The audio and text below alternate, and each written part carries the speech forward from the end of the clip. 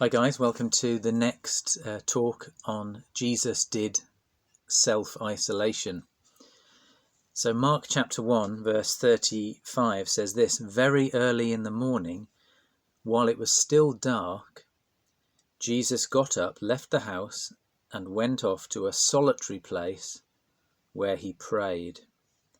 Simon and his companions went to look for him, and when they found him, they exclaimed, 'Everyone is looking for you.' Jesus replied, 'Let us go somewhere else, to the nearby villages, so that I can preach there also. That's why I've come.' So he travelled throughout Galilee, preaching in their synagogues and driving out demons."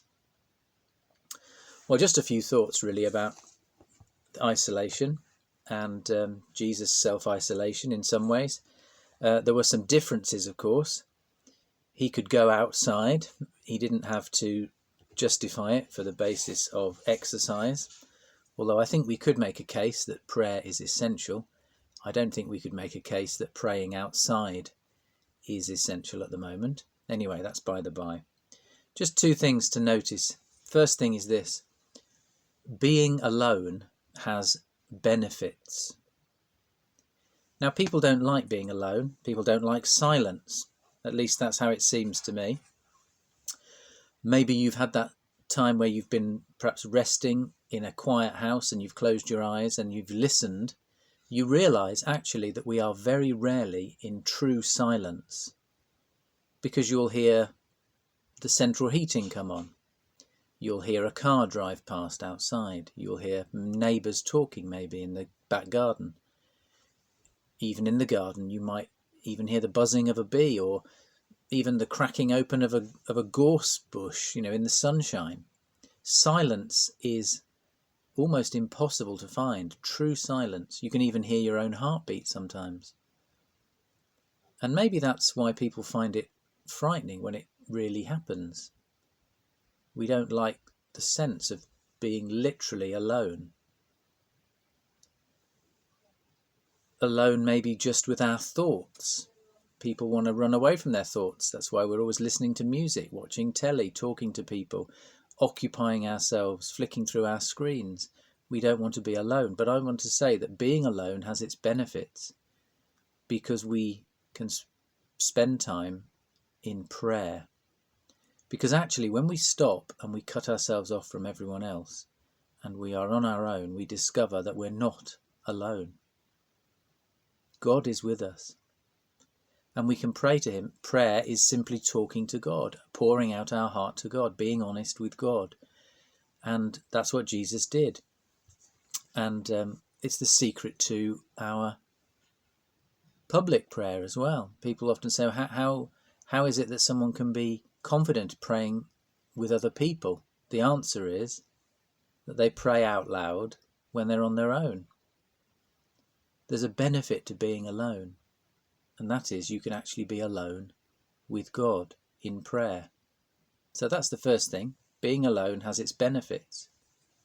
Second thing is, we're often so busy that we must pray. We're often so busy that we must pray. The day before, Jesus had spent all day teaching, healing, and the queues were coming from morning, noon and night. The crowds were there.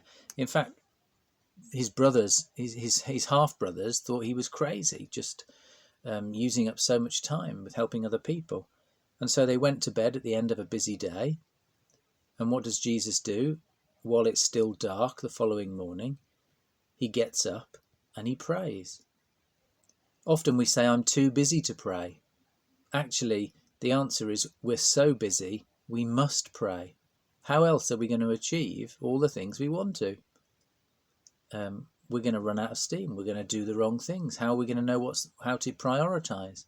Prayer is an act of faith where we say, I can't do these things, but I can with God's help. We have to trust the reality of that. That's what faith is. It's taking this invitation from God, who says, you can't do it without me. Pray. We have to make a decision. Am I going to believe that and pray?